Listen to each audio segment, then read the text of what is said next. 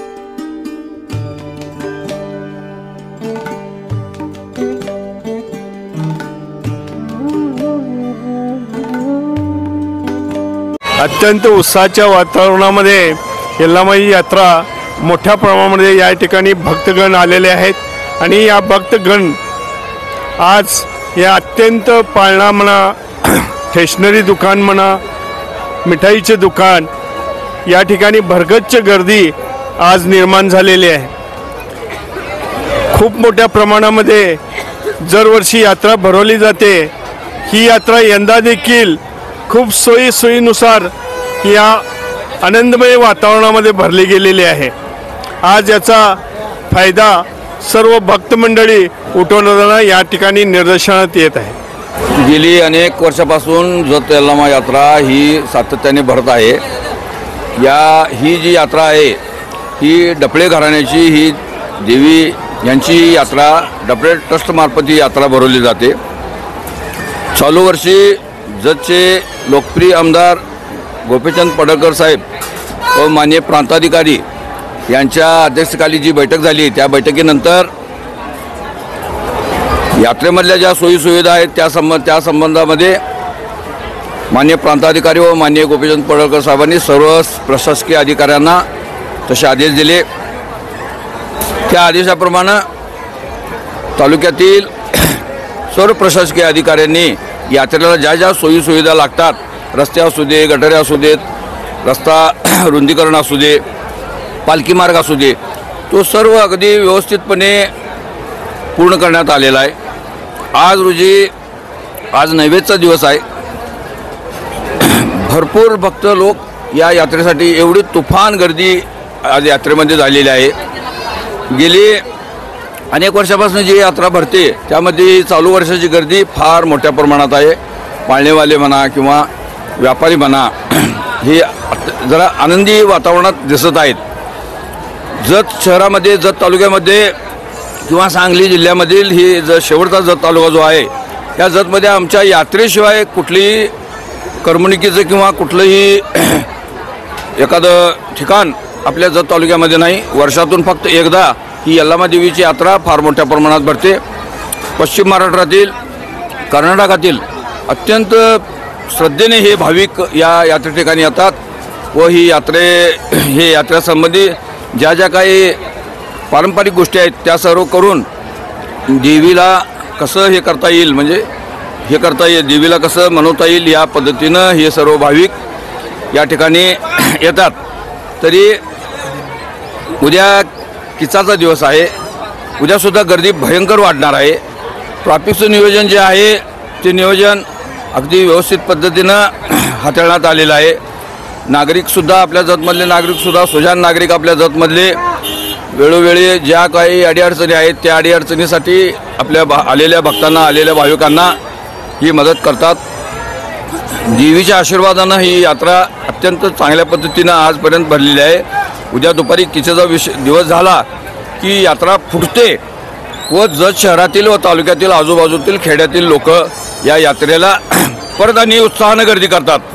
तर सर्व भाविकांचे मी मनपूर्वक आभार मानतो. मी प्रवीण कुमार रंगराव वाघमोडे, राहणार जत. जी जतची यात्रा भरलेली आहे ती अतिशय उत्साही आनंद वातावरणात सालाबादप्रमाणे भरलेले असून ही यात्रा अशी आपल्या इथं जतमध्ये एवढी जोरदार पहिल्यांदा आणि एकदम व्यवस्थित कुठल्याही पद्धतीची लोकांना त्रास इथे झालेला नाही. पण या यात्रेमध्ये लोकांची संख्या एकदम भरपूर प्रमाणात असल्यामुळं इथल्या नियोजनामध्ये चांगल्या पद्धतीचे वाटा दिसतोय. Press the bell icon on the YouTube and never miss another update.